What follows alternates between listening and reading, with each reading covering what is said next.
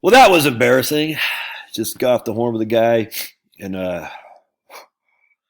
he had lost one of his sons at a too young of an age, and he left behind a wife, a young daughter, and got a great relationship with his sons, both his sons, and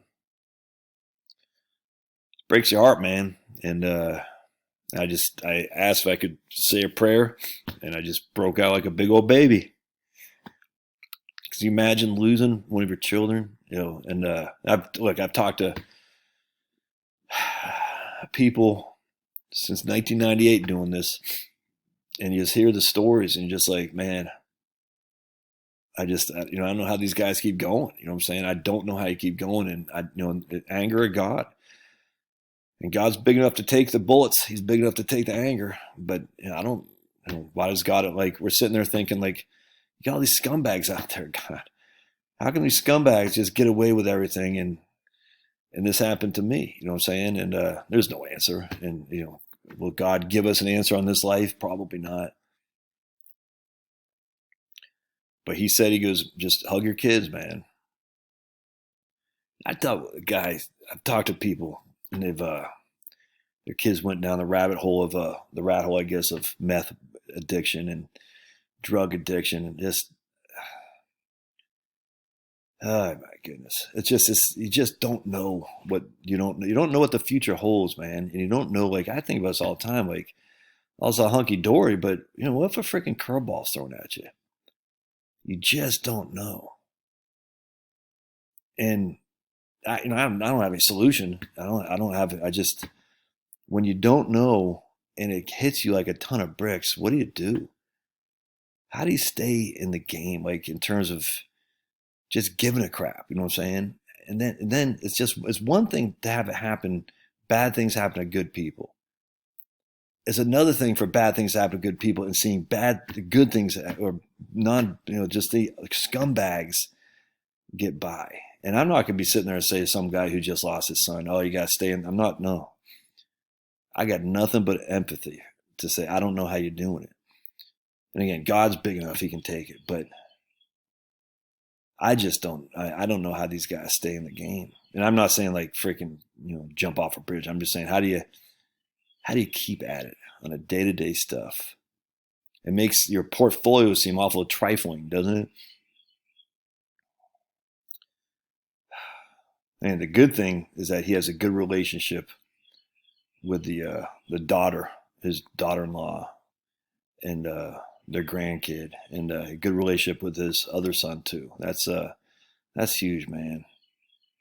Remember, it's always God, family, country. God, family, country. A good relationship with a family, it's critical. And I just, man. Anyway, that's what makes like financial planning so trifling, because you're like, we're talking about, but he still needs to get stuff done. This guy, he still has to get his estate plan in order. You know what I'm saying? He still needs to have that 2 year bucket of money. In this case, 2 years, because Social Security is going to kick in. We still have to talk about Social Security and when's the most opportune time to take it. These things don't go away, but they might seem just. How do you deal with that, man? How do you wake up like Charlotte's got a friend, her good friend from high school, that her daughter got killed by a drunk driver. 18-year-old daughter, just here in Woodstock, got killed by a drunk driver. Went to the funeral thing with the casket thing, and just you how do you keep on? You just wake up one day and you're like, you got, in this case, I think two children, right around Christmas time. Probably got Christmas presents for all that. The strength of these people to deal with. I don't think I have it. I know I don't have it, because God, he hasn't made me have to have the strength. You know what I'm saying? He gives the strength of these people to have is mind blowing to me for a weak minded person like me. You know what I'm saying? Because God, he'll test you to the extent of your strength. And the more he tests you, a la Job, the stronger you are. The least he tests you, me, the weaker you are. And I might come across like, oh, God, I love God, but I don't know why things happen. I don't know if I could deal with this. I don't know. But I don't look at these guys as nothing but, I'm not envious, but just like nothing but amazement of the level of strength that these people have to carry through the day. Anyway, I got nothing else to say. It's not embarrassing.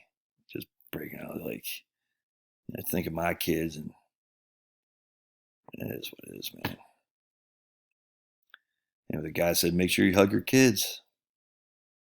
Right now, I got one en route to San Diego from Fiji to see my other daughter who's in San Diego. I got one in Santa Rosa, Florida, and my other one's up here. Just the idea of losing one of them, man, oof. Anyway, just figured I'd share that with you. There's no time to waste to hug your children. No time to waste to hug your wife. No time to wait. I just called my mom yesterday. It was good on Easter. No time to waste. Yeah. God bless. We'll see you.